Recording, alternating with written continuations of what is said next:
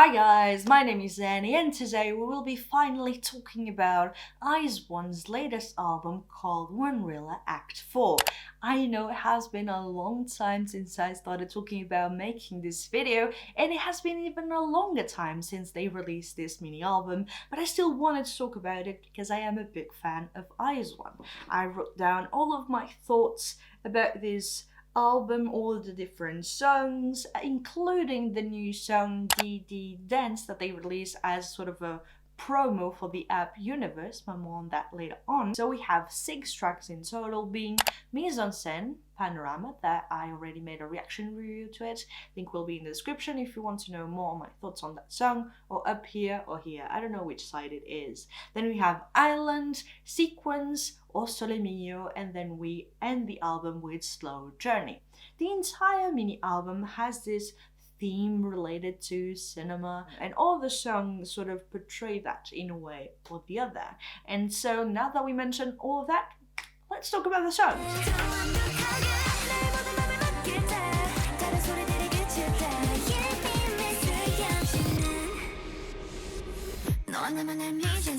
So the first one, Mise-en-Scène, starts out as a very cute, innocent track, but then as soon as you reach the chorus, it transforms into a pop dance track, and I just freaking love it. IZONE is known to be able to portray the cute concept as well as the elegant and mature concept like no other. They pull it off so freaking well every single time, and this song is the proof of that. I just love the members' vocals. I feel like with every single new release and every single new song, they manage to pull it off so freaking well and showcase all the much more the evolution of their vocals and how good they are.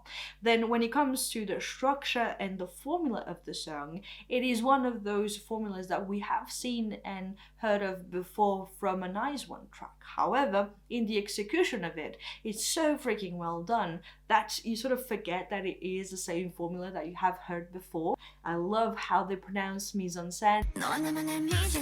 And as you probably know, or perhaps not, I mostly speak French, and so hearing them say Mise-en-Scène, it was just so freaking cute. I just love the way they pronounce it, and you might be like, well, it's not that different from how a French person might say it, but still, saying Mise-en-Scène, it just sounded so freaking good. And once more, we have the relation with the movies, as the song is called Mise-en-Scène, so it's like how you put every single thing in a set, the decor and whatnot. And when they say, in my most beautiful scene, like a dream, I reach your shadow, when the moon lights me up with the most beautiful words, we just gotta go forward and create our story. And it's all about this relationship and how they love each other, and compares it to being the mise-en-scène of their love story. Yena and Eunbi harmonies as well as Cheon sound so freaking good. I love the breakdown of the bridge. The vocal line really kills it for this track,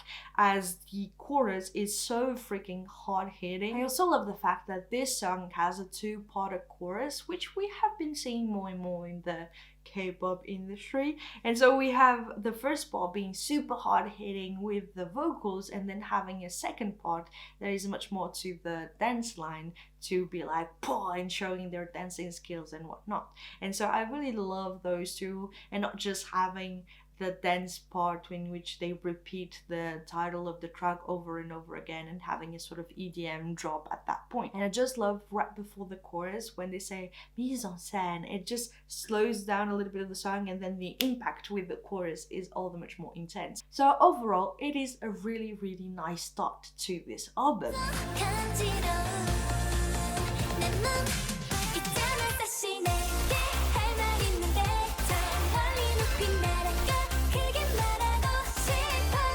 Then we have Island, and this one took me a little bit aback because I was not expecting to have a cute song after Mise-en-Scène and Panorama, but oh god, I liked it a whole lot. We start out with a very cute introduction. We have the twinkle effect, so we feel like we're going towards a more J-pop type of song, and they have the cute vocals, and it has this summer lightweight type of vibe to it, which I found to be such a refreshing part, being that we are are in the middle of the album already. With the two previous tracks, we've seen more of their elegant, sophisticated, and mature side, and now with Island, we're going full on to their cute side, and I freaking love it. The Japanese line took a little bit more of the line distribution, and so this song really has this soju manga anime vibe to it, in which just holding hands seems to be the most outrageous thing that they can do to show their love to the other person. And they even say, hey, I have something to tell you. I want to fly high up and tell you loudly the tingle feeling when we hold our hands. I want to share with you my beating heart.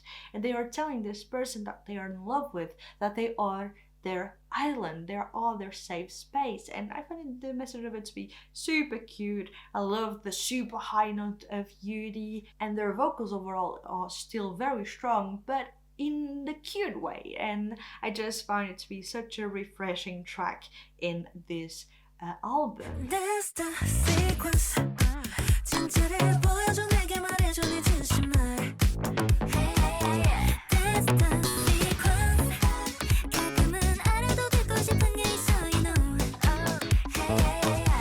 The next song on this album is Sequence, and it is my personal favorite of the album. I truly love this track, and they actually did perform this track live alongside Panorama when they were promoting this new release, and I just love the entire performance of it.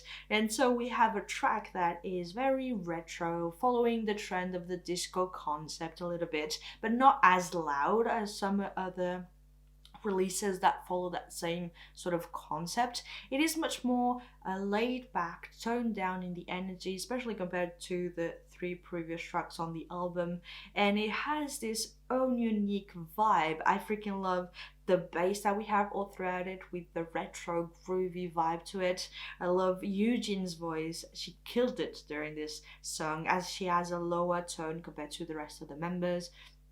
I just love the overall style, Yunbin's vocals for the pre-chorus.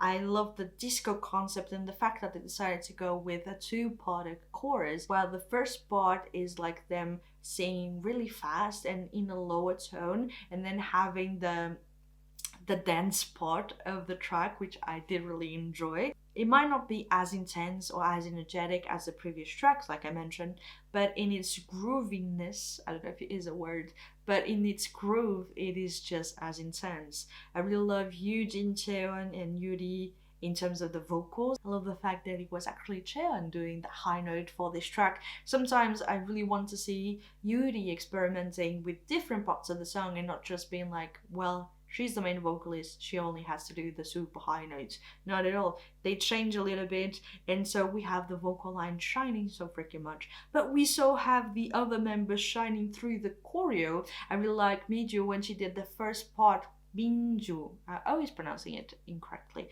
I do apologize for that. But I really love how she does the first part of the chorus, and just how they are experimenting with different styles for this track in particular that goes a little bit outside of IZ*ONE's formula. And for this track they say, that's the sequence, show me that what's real, tell me your true feelings. That's the sequence, sometimes there are things I want to hear even though I already know, you know. And it's really badass, a little bit cocky, and we had the reference to the movie again with Sequence, as they are creating this sequence, like this set of moves, set of actions that are going to happen.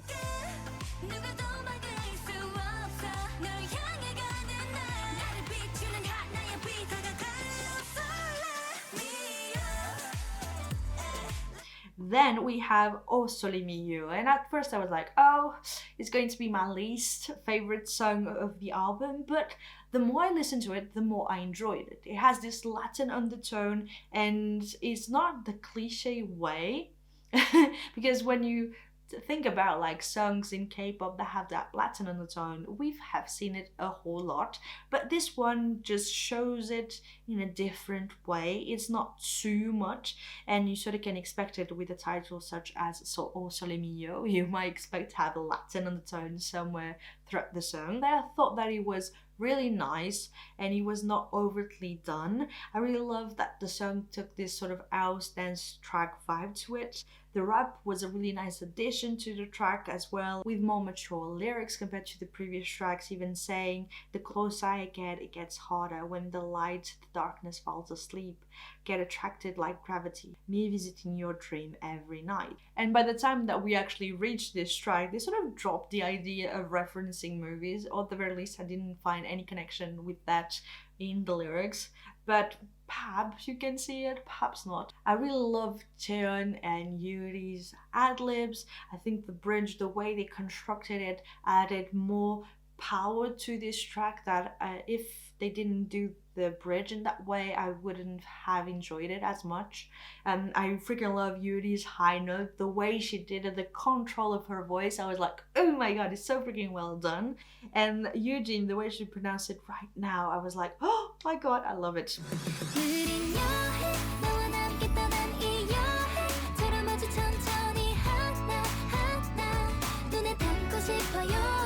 And so the last track on this album is Slow Journey, and they end this album on a slower, sweet note. And so we have a pop ballad with sweet vocals that mix really well with the bright acoustic guitar. They even add a little bit of rap as well, which was a nice addition to it. However, I find that they have too many different effects in the instrumental part of the track, the twinkle, the ocean waves, the disc track, and it feels like it is another OST for a Soju anime. Overall, I feel like having this track to end the album really ends it on a sweet note, and I have to give them credit for that. Nako is the one that owned the song for me, the way she sang it, with her sweet voice. So overall, this album, it is a really strong mini album. I had a blast listening to it, as it has been like almost 3 months since I have been listening to it, and every single time I love it. Panorama still is to this day one of my favorite songs that they have released. And so overall, my ranking would be Sequence, of course, Panorama, Mise-en-Scène, Sole Mio, and Island, and then Slow Journey. I think I mentioned every single one of them. If I redo it, my final ranking would be Sequence, Panorama, Mise-en-Scène, Island, Sole Mio, and Slow Journey. Let's go with this one. I don't know if it is the same one that I mentioned just before. I have really short-term memory that is really bad, but that is to say, I still enjoyed it. They proved once more how strong they are as a group, and I cannot imagine that one day they will disband, and that day will come in 2021. But I don't want them to disband because of how freaking good they are together. I love the concept and the styles that they keep on releasing, and just how freaking good it is every single time. Just love it. It really breaks my heart every single time that I think about them disbanding. And I know that I say that in every single one of my videos on aizwan, because it is true.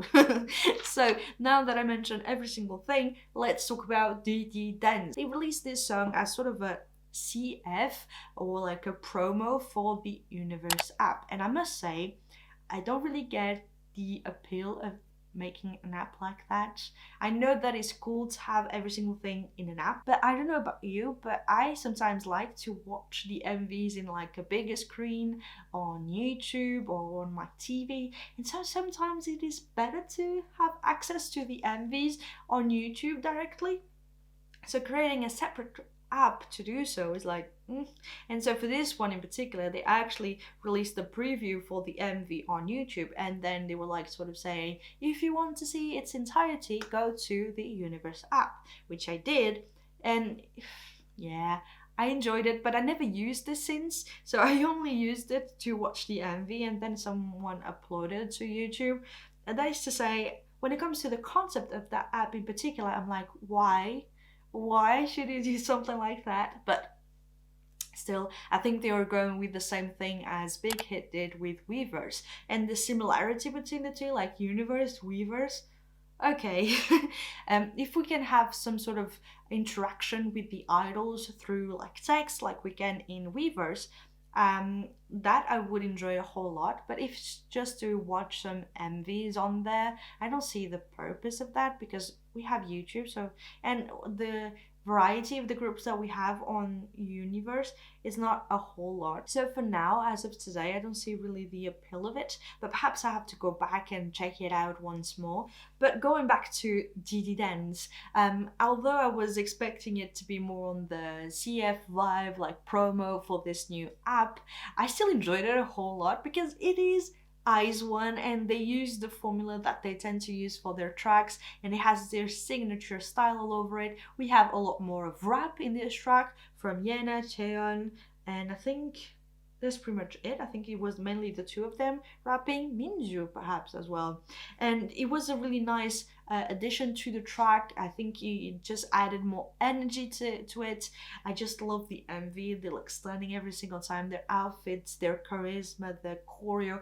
They are so freaking elegant. I just want their outfits. Like, honestly, I'm wearing like a lousy t-shirt and they were like wearing such sophisticated outfits that I freaking love. So guys, thank you so much for watching this video. I hope you liked it. I hope you enjoyed it. Don't forget to tell me in the comments down below, what did you think about this album? Which song is your favorite? Every single thing, all of your thoughts in the comments down below. Let's start a discussion about it all and fangirl a little bit about IZ*ONE until they disband. It's really sad to say that. So yeah guys, thank you once more for watching this video. I hope you liked it, I hope you enjoyed it. Don't forget to share, like and subscribe, and even click that little bell icon so you are notified whenever I post new videos. In the meantime, take care, stay healthy, continue to listen to IZ*ONE, and I hope I'll see you in my next one. Bye!